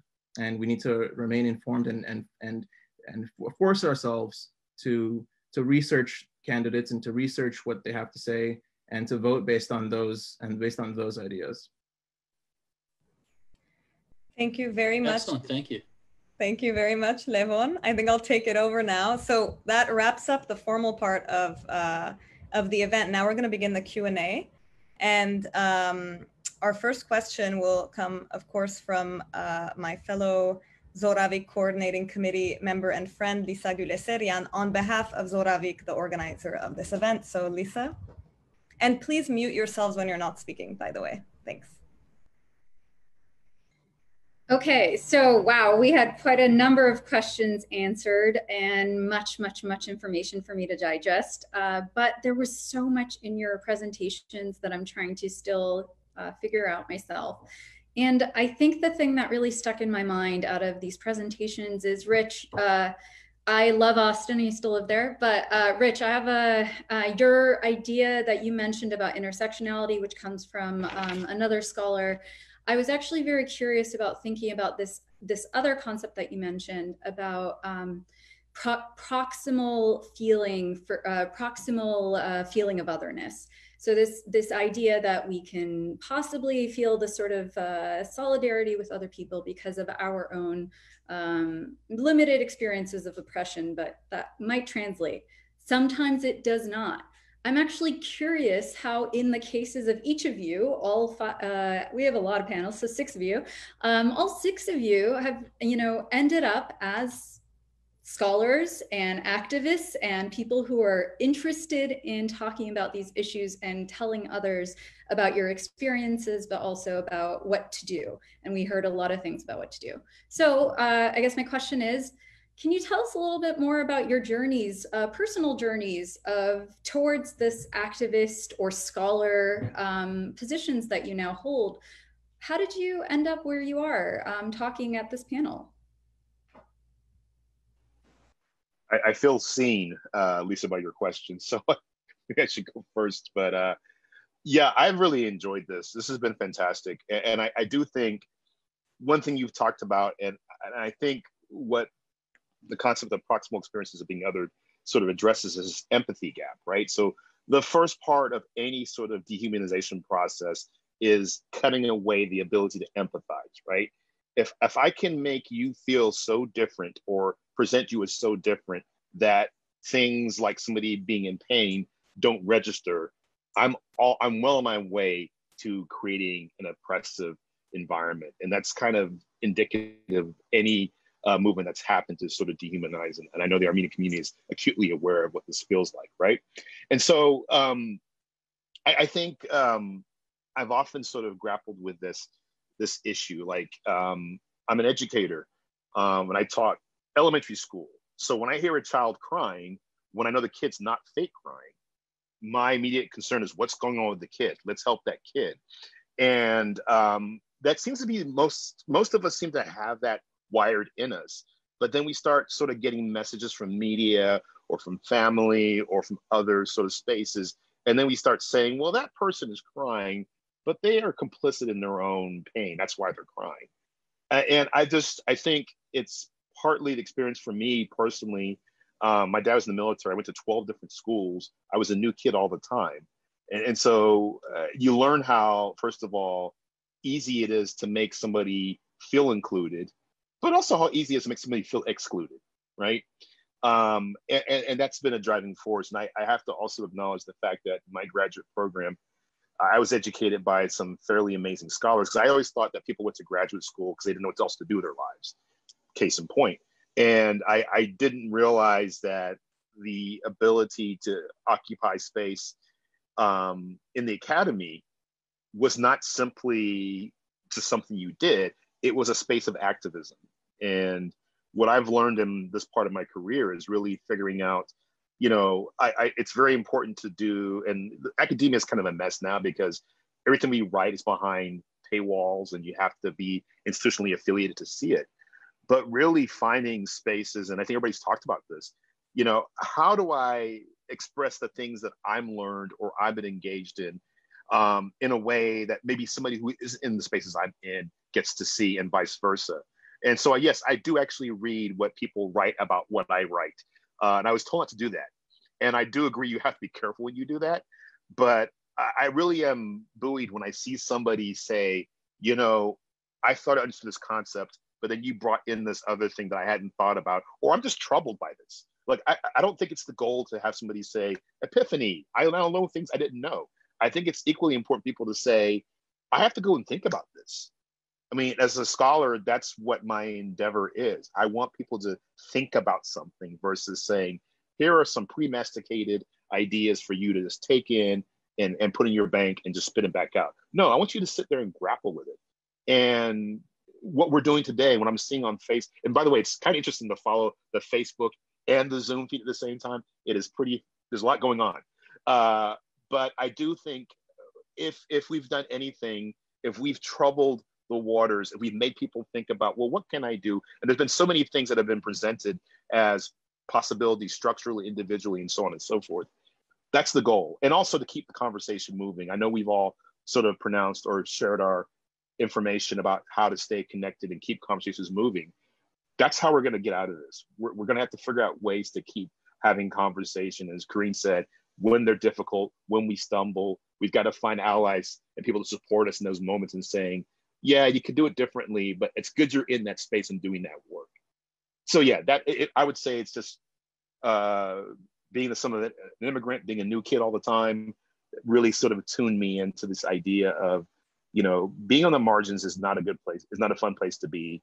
And what can we do to make sure that everybody can be included in the space, unless they chose not to be in the space. And that's one thing we could talk about later on, but yeah. I'm happy to answer the question as well, if you'd like. That would be great. Sure. For me, I didn't come to the study of history, or in particular the study of African-American history, from an explicitly social justice activist standpoint at all. I came at it more from the question of, here's where I think my Armenian background probably had a subtle influence on why I studied what I studied. It's that I was consistently sort of interested in the question of what makes us American. What does it mean to be an American? And that's, you know, as a child of immigrants, as someone with a foot in each culture, I was, you know, it was a way to feel more American in a lot of ways, was to study American history. And that's what pulled me into African-American history. You know, it was something that developed for me over time, that the more and more I studied American history, the more and more I saw that you cannot understand the nature of American democracy if you don't understand the African-American experience. You can't understand the American economic system if we don't understand its basis in slavery and in racist oppression. You can't understand American culture, which is exported to the globe, right? Without understanding African-American history. So for me, it's more a question, it's always been a question for me that there's a sort of fundamental grappling of where race and where African-Americans fit into the American narrative. So the kind of history I've tried to write has been a kind of history where I've sought to take people on their own terms, to not create sort of this heroes and villains and victims story, but rather to complicate humanity. And so it's been a little bit of a different angle, but it's in some ways it's ended up in the same spot, right? That Rich was talking about. Once you embark on this journey, then you start having to think about history as a means of empathy, right? As a means of teaching people to look at the world through different eyes, to relate these different experiences, to make these connections. So that's a short answer as to sort of how the study of history put me here with you guys today. That's great, thank you. Anyone else want to step in? If not, we do have plenty of questions coming forward, so maybe we can switch over a bit. We do have our next question is actually from one of our co-sponsoring organizations, and I'm just going to make sure I get a hold of that. This is from one of our co-sponsors, the Hyphen Collective. Sevon is the founder of Hyphen Magazine, and Kamei and Gabby are on the organizing team as such. Only one of them, maybe two, will speak.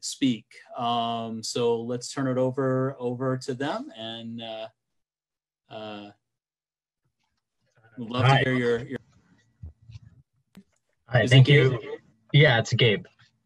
Thank you very much. I'm Gabe McGallion. I'm one of the editors at Hyphen. I'm really glad to be here. Thank you to all the panelists and Zoravik for organizing this. So to keep it pretty brief, we just kind of want to circle back to some of the conversations that have been happening in the Q&A and some of our own concerns that were raised. So bearing in mind kind of the environment of patriarchy and homophobia and hypermasculinity and nationalism that exists within much of the Armenian community, what we want to ask is, how can we navigate the sort of ambivalence or sort of contradiction of trying to do radical transformative work within the Black Lives Matter movement while confronted with the sort of inevitability or perceived inevitability of warfare in Armenia? In other words, like, these things cannot really be reconciled. So what alternatives exist to state militarism when it comes to showing up for both causes in a holistic way that kind of really bears in mind queer and feminist theories as they stand within transformative justice? Thank you.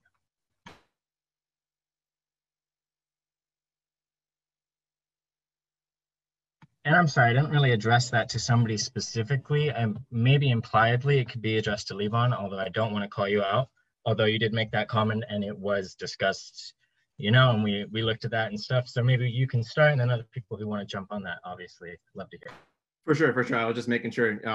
Yeah, no, that's a great point, and I want to really emphasize that I'm not an advocate for violence, and I'm really, the whole point is all about peace. And the specifics of this week's conflict are, you know, can be viewed in relative isolation, because it's the only time, at least recently, when there has been credible and legitimate threat of escalating into a war in which the safety of, like, the existence of Armenia has been in question. The very question of the nuclear power plant being attacked that's something, you know, if that did happen, that's not just an attack on the power plant, that's an indirect threat to sending missiles and attacking Yerevan itself.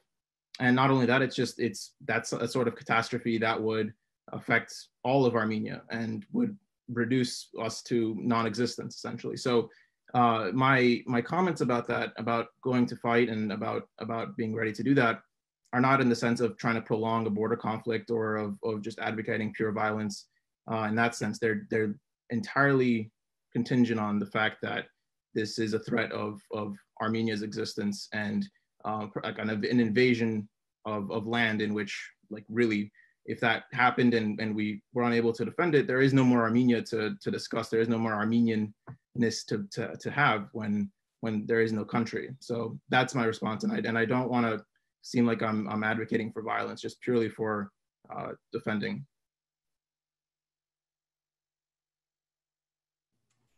Great, thank you. Anybody else want to come in?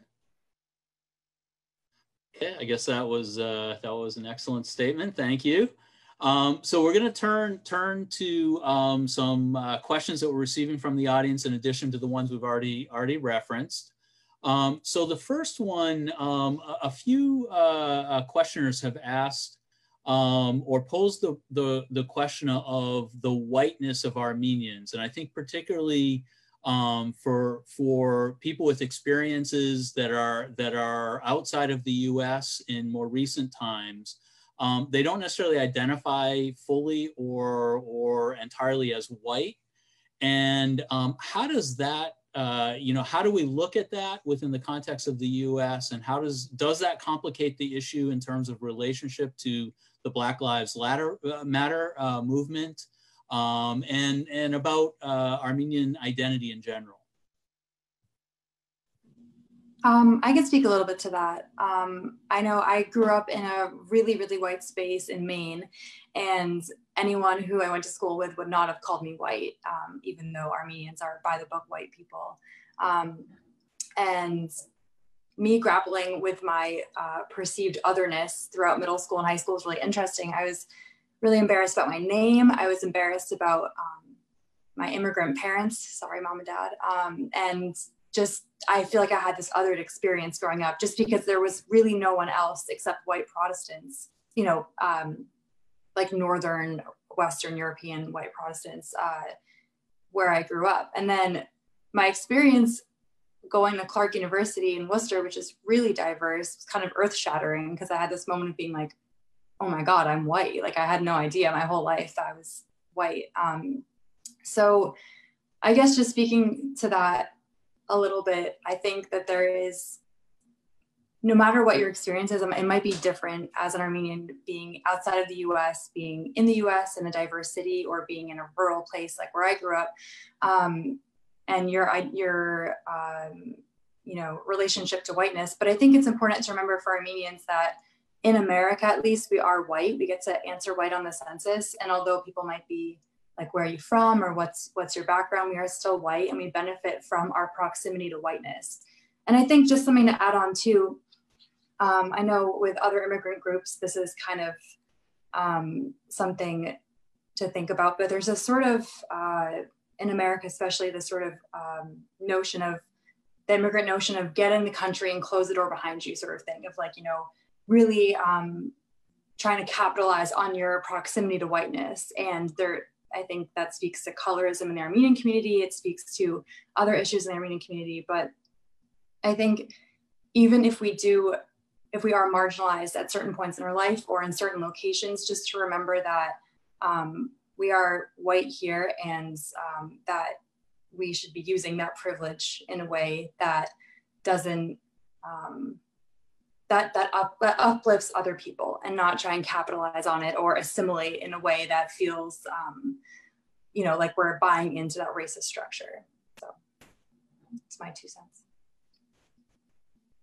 Yeah, I just want to add to that as well. Speaking from my own experience being half Black and half Armenian, I remember a story that my mom and dad told me. My mom is Black and my dad is white. And she said when they were like first dating and talking about things, she referred to my dad as being white. And he was like, what do you mean I'm not white? I don't understand what you mean. And she's like, no, but you are white. So I definitely understand how we as Armenians how white Armenians don't necessarily see themselves as being white or as benefiting from white supremacy or your proximity to whiteness. But the thing that you have to understand, no matter what you may have experienced back when you're at home, I know my dad always speaks about all of the racism that he and his family would experience when they would be spending time in Russia, and all of the names that they would get called, and this, that, and the other. That being said, you're not going to be experiencing police brutality like Black Americans are here. You're not going to be experiencing all of these specific systemic issues that are built into the fabric of this country that was built on stolen land from the Native Americans, that was built on the backs of slaves. Our entire economy here was built on slaves and has profited off of that, and the fact that we have prisons that are for profit and profit off of prison labor. So there's just so much in there that is still going on, and that the Black community is dealing with, that I try to stress to other Armenians, you'll never be able to understand or experience. Why is it that we have Black mothers and Black women who are up to 4 times more likely to die due to childbirth? Because we have doctors who don't believe them when they're talking about everything that they're dealing with. So I think it's important to understand that there are specific issues that you will never experience as an Armenian in this country. You can experience prejudice and all sorts of comments and microaggressions, and you can even be followed around in stores. That has happened to family members of mine too, but it's just not the same. So I think that's the important distinction to understand. Thank you, Karani. So I'm gonna bring up the next question. Just wanna say we have about 20 minutes left. So I think in about 16 minutes we'll wrap up. So the next question is, what is the role of racial... I'm sorry, Sevan, did you have a follow-up? Sorry, I was on mute. Yeah, we have a follow-up because I feel like we didn't get that much time, and we did have a couple questions. So one question that we wanted to ask as well, this is something that I've experienced and have been like confused and thinking about, and like growing up in LA, I always got that like a saying that Armenians are the Black people of the white race. And I've never really I didn't know how to interpret that. So I was wondering if anybody here could talk about that a little bit, like the implications of that, like what it means. So is there any validity to it? Like why do people say that? If that's okay. I think I could take a stab at that. And it reminds me of sort of ethnic enclaves, especially ethnic enclaves that have grown into sort of whiteness over time. And so Michelle Fine and others have written about, you know, whiteness as a concept, like how do people, and we know the famous stories of, for instance, the Irish. How did the Irish become white? Because they weren't initially, right? And so this is something, as somebody who grew up in Texas mostly, and moved to the East Coast, and I got to experience, you know, meeting people who had lived in communities like the north end of Boston and had been there for generations, and explained, you know, we're partly here because we have to be, right? Because oppression for us as newcomers operated very similarly. But of course, the key to whiteness is phenotype, right? So you can escape it at some point. And there was a really good point made earlier in our conversation, I forgot who made it, but about sort of, you know, how whiteness does require somebody to sort of basically homogenize their ability, stop cooking your foods, change your names, et cetera, et cetera, et cetera. And then Bob's your uncle, you're white. And I'm simplifying it, obviously. But I think it says a lot about sort of the seductiveness of whiteness, right? And this is something that's interesting as a Black person who's descended from immigrants from the West Indies. Most of my relatives, when they come, especially my older relatives who've come to the United States, are very clear that they are not Black Americans. They're from the West Indies. They're from Jamaica. They're not from here. Because why would you want to affiliate yourself with a caste-like minority given the option? Of course, that's not how it works. You don't get to decide for yourself where you reside. It's decided for you in a lot of respects. And I wonder if that's the experience that Armenians had. And I think about how ethnic enclaves are established, and, you know, why is it that there's such a large population of Armenians in Watertown and in LA and different places, may have a lot to do with the fact that they couldn't be in other places safely, right? So I think there is something about that. So there's an opportunity to sort of embrace that proximal experience without over sort of doing it. And I think Kareem made some great points about sort of, here's the places where those experiences intersect, and here's the places where they diverge. And I think one of the biggest challenges, and this is true of most BIPOC folks in this country, people have made great efforts to try to be part of whiteness or to escape Blackness in some ways, right? Legally, socially, and so forth. But of course, the legal societal message is that, no, you can't do that. And you can go out to Plessy versus Ferguson about that, right? Homer Plessy was a very, very light-skinned appearing person, but yet still he found out he was Black. And there are stories about Indian Americans and Asian Americans and other folks who went through those same processes and said, I've done everything you've asked me to do. Well, your phenotype's wrong. You don't get to be part of this. And the experience for a lot of European immigrants was different because they were able to at least break through that. So maybe that's what it's about. And I would defer to my colleagues who probably know more about the experience, but this is my 2 cents. I can speak to this a little bit, or it's definitely a question that I think about a lot in my research. And particularly, I'm interested in viewing race relationally, which goes hand in hand with intersectionality. Instead of comparative models that traditionally, for example, would view different ethnic groups in relation to a white center, I think it's really important to have these conversations about how our own communities, like Black Americans, Asian Americans, and different racial groups in the United States, how our racial histories intersect with one another. We weren't all, you know, in many ways, we were living in the same communities growing up. So it's really a question of space, of structural racism and different structures and systems in place. But I do think I'll speak a little bit personally here and kind of why I came to this question of Armenian legal whiteness. is that my mom is Black and Native, and my dad is Armenian via Beirut, Lebanon, and he came to this country as a result of the Lebanese Civil War. And in my head, honestly, I actually confronted the legal whiteness cases, that history in college. And I was pretty surprised at those cases. One, that I hadn't heard of anything about these cases growing up. Two, that even within our own Armenian community, we weren't having these conversations. And sort of, I think we should really take this time to deconstruct what that means. Does that, one, speak to our privilege here in this place?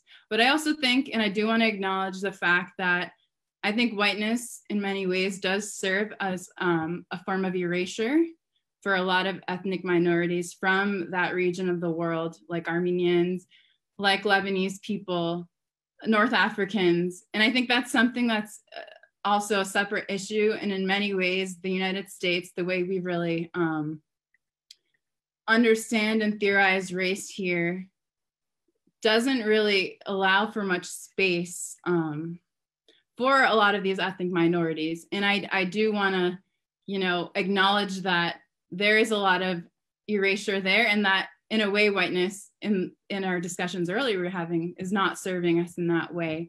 But I do want to give a shout out to Janice Okumyan, who was in Brown's American Studies program, or American Civilizations program, I think, in 2002, having these sort of conversations. And I'm going to just quote her. She said, "Borderline positionality has the potential to make powerful anti-racist interventions by disrupting the stability of white identity." And I also want to bring in the idea of liminality, which I think Armenians, when I first heard of the word liminality, I think it just really made sense for me. It's this idea of occupying this in-between space, of being in this third space, neither here nor there, kind of in the middle, and really straddling two words. And I think Armenians in many ways are kind of in this, middle in between space where things are very contested, they're very contradictory and plain confusing when it comes to our identities. And I think, one, you can be true to your own identity and your own personal experiences, whether you've undergone different instances of injustice abroad or in the United States. But then Black Lives Matter is also, that is the outlet for us to also understand that now it's the time to, recognize these privileges and listen to Black Americans about the structural racism that exists. So I think it's important to acknowledge that the erasure of whiteness is something that is violent, and often in a way that's very tacit, in a way that Asian or Middle Eastern Americans, and I know these terms are contested, but my dad is from Lebanon, and Armenian Americans in many different places coming to this country, the model is assimilative and it is one of erasure. So I think by having these conversations quite openly, we are addressing that erasure. And I think by being in a position, in this borderline position, or in this liminal position, that is an entry point with which we are able to disrupt that stability. But, so yeah, that's all I have to say. Thank you so much. Great, thank you. Laura? Yes, so we have 10 minutes. Maybe we'll go slightly over, but we're already 20 minutes over. So our next question is from Hasmig, and it's, what is the role of racial capitalism in actively dismantling systemic racism? And how should anti-racists be informed in their practice and work to abolish, whiteness?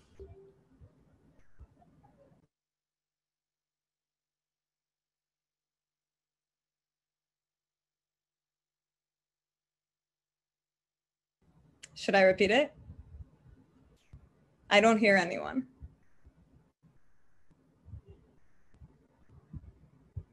Yeah, can you repeat it one more time? Yeah, sure. Okay. What is the role of racial capitalism in actively dismantling systemic racism? And how should anti-racists be informed in their practice and work to abolish whiteness? Well, I guess one thing that I can start off by speaking to, which I already kind of mentioned as far as racial capitalism, what I think they're talking about is how capitalism just in general upholds white supremacy and systems of oppression. I think one thing that everyone, just speaking to the pandemic and what's been happening, I think one thing that everyone is kind of realizing is the sort of fragility of this capitalist system that we are under, and how in this country, we're not protecting our citizens. We're not protecting our citizens as far as healthcare is concerned, as far as the fact that a lot of us are having to work and put ourselves at risk because we are not able to receive the unemployment benefits that we're getting. And that also speaks to the fact that this pandemic is disproportionately affecting Black and brown people. I know I can speak to being here in Los Angeles, and we still have a lot of our vendors and our undocumented citizens who are out working on the street day after day, working on houses. Their work has not stopped at all during this time. So I think that speaks to, there are a lot of structures at play. We can also talk about prisons and the fact that we have for-profit prisons. And that also speaks to the fact that we're working, I know in California, our governor has spoken about closing certain prisons and jails. We just recently got the LA County Board of Supervisors to close the Men's Central Jail, which is a very big win. Going back to something that Levelin mentioned earlier about voting in your local elections, and one of the big things that Black Lives Matter Los Angeles has been speaking about specifically is the importance of a people's budget and defunding the police and all of these systems, because we won't really get the change that we want if we are not funding care and human-centered services, funding our education system, funding arts in our schools and all of those specific programs, as opposed to putting all of this funding into law enforcement, and which again disproportionately affects Black and brown communities. So I think one thing that is very, very important is to make sure, speaking specifically in Los Angeles, but I know it's similar in other places, making sure that you're calling into your local city council meetings, making sure that you're calling in and posting comments and doing all of that for your board of supervisors meetings and making your voices heard, because you directly have a voice and an influence on how all of the programs are funded on a local level. So that's how you can start to see the biggest change. And again, voting as well, all of that. But that's, I think, I'm not sure if I fully answered the question because there are a lot of elements in there, but yeah. I want to actually just, I think you answered the first, maybe the first half of that. And then I think the last section of that was talking about getting rid of whiteness, if I'm not mistaken.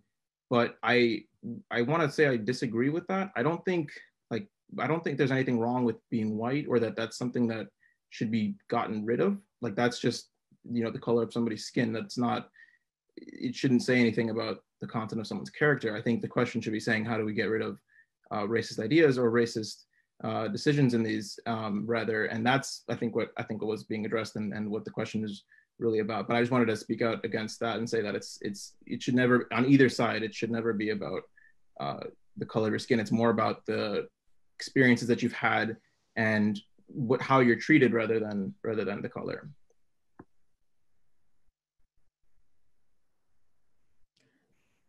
I say we have one last question, and then we do our very long list of thank yous. What are you thinking? Yeah, I mean, I know people are sticking with us, and this discussion could likely go on for hours, but that's also a great sign.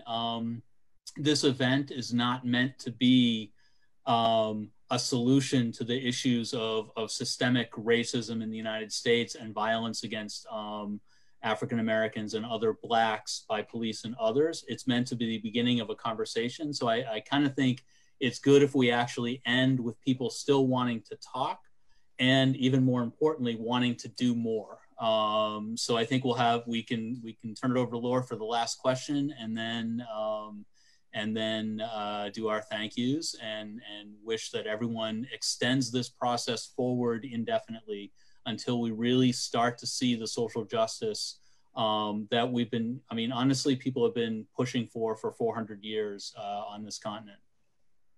Hank, I actually didn't pick a question. So. Oh, you didn't? Oh, I'm sorry. Okay, there are too many. And should have one last, but the list as a testament, there are so many questions that have come up, and really powerfully insightful questions about the role of religious institutions, both positive and negative, but also positive potential. Questions about people who are disparaging the Black Lives Movement matter, even though they say they support anti-racism in general. How do you deal with that? I think we'll end on one that I think is more cut and dry, but I think also connects with some of the issues that have been raised already and may provide a very good moment of closure. This one is regarding the ability to look at multiple issues at one time, which we discussed actually quite early on. Many Armenians have a difficult time connecting to the Black Lives Matter struggle because they cite Armenian pain, right? We've discussed this. But this is a really interesting question. If Turkey stopped denying the Armenian genocide and made even symbolic reparations, do the panelists think that more Armenians would be willing to support other causes, particularly Black Lives Matter? I'll try to speak to that. That strikes me as a dodge. That strikes me as a way to get away from answering the question for dealing with the issues itself. It reminds me of Martin Luther King. When he was in a jail in Birmingham in 1963, he said, he was accused of why is he there? You know, why was he in Birmingham? He's not from there, he's an outsider. And he said, injustice anywhere is a threat to justice everywhere, right? And this is a guy who spoke out against the Vietnam War a couple of years later, not because it fulfilled his agenda as an African-American leader and fulfilling civil rights. Probably, in fact, it hampered that in certain ways, right? In terms of his overall popularity and legitimacy. But he had to do what was right. How can, as Armenians, if we claim to identify with oppressed people, if we claim our, a big part of our identity so much revolves around this historic oppression, how can we not stand with others in that same way? So to say, oh, once this issue is taken care of, we'll move on to other issues, that's a dodge, and there's no other way around it for me. Great, thank you.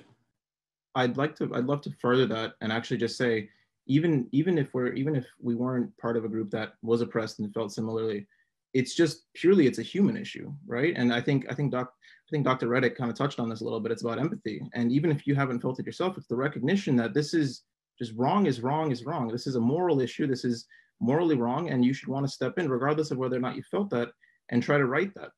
And especially with the consideration of Turkey, and like, let's say they did recognize it, then our next step from there is probably going to be trying to achieve some sort of reparations for that. And there's always going to be another cause, another struggle. So there's never going to be a time in which we can say, we're done with ours, it's time to go help others. It's a human issue. It's not just about Armenians, it's not about any specific race, it's not about any specific oppression. We have to empathize.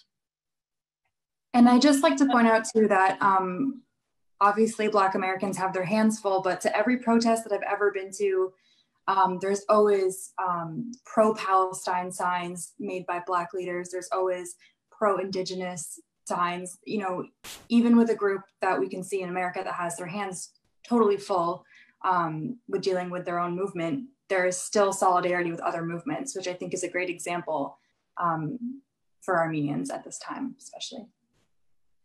And one thing that I just want to add just really super quickly, just to think about in the future for the Armenian community is if you are in support, which we should be in support of getting reparations for the genocide, you should also be in support of reparations for the Black community. You should also be in support of reparations for the Native American Indigenous community in the United States. Just putting that out there as something to think about, because again, all of this is your fight as well. I think Anais and Karine made excellent points that I want to completely co-sign on. If there is something to be learned from this experience, and it is this idea that we need to think about our interlocking experiences, and then also how do we leverage the experiences. I mean, people in our families died and experienced oppression, and we experience oppression to this day. And it wasn't done because, you know, just for our very narrow sort of set of issues we were working on, right? I think Levon made this really good point about just this need, the moral questions. So Gloria Ladson-Billings is an educational researcher. She wrote a great piece that's very short, and I'll see if I can drop a link in somewhere, but it's basically a question about moral debt.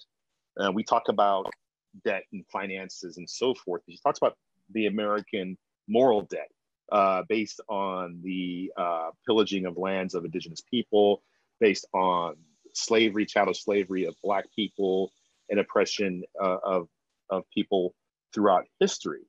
We have to come to terms with that moral debt, right? It's something that is always going to, especially a country that professes, and this is what's so amazing to me. People will say that this conversation we're having is anti-American, but we are simply holding this nation accountable to its ideals, right? That was the idea. In another place, maybe this is not the conversation you would have, but in this place in particular, to articulate these Enlightenment ideas, but somehow live with the subjugation and attempted elimination of Native peoples and the oppression of Black and Brown peoples and various peoples from other parts of the world before they entered. And I love what was said about the erasure that whiteness brings. It brings privilege, but it also erases so much of what makes us rich and whole. So I think that's what I really kind of gravitate towards, is what is our moral question here? And as people who often gravitate to systems of faith, whether they be religious or otherwise, it's a question that most faith systems have. What is your morality? You know, what's right, as Levon said, what's right and what's wrong? It's that simple. And I think that's the conversation we have to start having. We can start there, we can expand it, but let's at least operate from a morally consistent space, as Dr. King talked about, as Aram brought forward. Let's speak from that perspective, and that'll help us, I think, move forward light years in this conversation, because we seem to have these morally relativistic sort of positionalities. Well, that was okay because this had happened. No, oppression, subjugation, those are wrong things, regardless of where you stand politically and regardless who does it. Oh, that's tremendous, all of you. I don't know, I know we could go on for quite a while, even on this issue, but I really appreciate all that you've said and the powerful insights you've given us and how much you've given us to think about. Before I turn it over to Laura for the closing, I just wanted to recognize two people in Zoravik who have done a tremendous amount of work behind the scenes to get this event to happen. Sarah Cohen of the Genocide Education Project, who is just amazing and relatively new to Zoravik. You can say hi. And she wanted me to make sure you know that we will be posting links on Facebook. You will be able to find information about this event. There are a lot of questions about things, for instance, that Dr. Reddick had mentioned in his talk, and we'll make sure to get what we can available to you. It's, again, a great sign that people are engaged so much in this issue. And the other is Sevag Armenian, who is one of the co-founders of Zoravik and who does a tremendous amount behind the scenes and really stepped up with this program as well. So thanks to them. And I'll turn it over to Laura. Okay, thank you, Hank. First, I'd like to thank all of our panelists again. We're so lucky and happy that you all agreed to join. And I think this was a great group and it was wonderful listening to you and learning from you. I'd also like to thank Sevag Armenian, just mentioned, Sarah Cohen, and Henry Theriault for their work on this undertaking. Lots of work. Thank you so much. And I'd also like to thank Lisa Guleserian, Sebu Arababian, as well as Ansi Agabian and Karine Van for help with the press release. A very important thank you is to Rupen Janbazian for the poster, the eye-catching poster, which went through, I don't know, maybe 20 iterations. So thank you for your patience as well, Rupen. We'd also like to thank Talin Asadurian, Meg Babikian, Kanar Bedian, Danny Donabedian for outreach to co-sponsors. So while this was an event organized by Zoravik, we appreciated having the co-sponsorship of a long list of groups to having their symbolic support, in some cases, some financial support for the honoraria of our speakers. And so I'll list them: AGBU Young Professionals of Boston, Hyphen Magazine, Kuirigs, Armenian Council of America, Armenians for Housing Justice, Hybrid Magazine, Armenian Enough Podcast, Armenian Vegans of LA, Lernazang Ensemble, and the University of Texas Armenian Student Association. Other organizations who helped promote the event are Gallus and Boston AYF. I would also like to thank the amazing comedian Mary Basmadjian, to whom we reached out for help promoting the event and who did promote the event on her Instagram. Thank you so much. As well as Tiffany Petrosyan and Daniel Nashanyan, who also promoted the event. Two more things before we end. So two more thank yous. I'd like to thank Christine Gharibian and Haig Asturian, who have worked on this website called armeniansforblacklives.org. And if you go to that website after this event, you'll find op-eds, articles by our speakers, other resources where you can donate. Just it's going to be the place where we keep posting things. So it's in process, it's evolving, check it out. I'd also like to direct you finally to the Zoravik Facebook page. Most recently, we posted a statement calling for peace on the Armenia-Azerbaijan border. We hope you'll read that statement.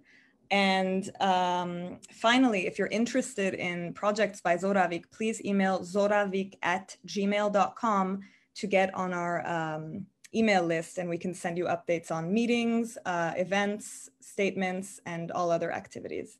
So on behalf of the team, thank you for joining us. We hope you got a lot out of this event. We hope you see it as a beginning, and we hope that we can, I don't know, now I'm tongue-tied. We hope it's a beginning, and we're very grateful for your presence today. Thank you. And goodbye.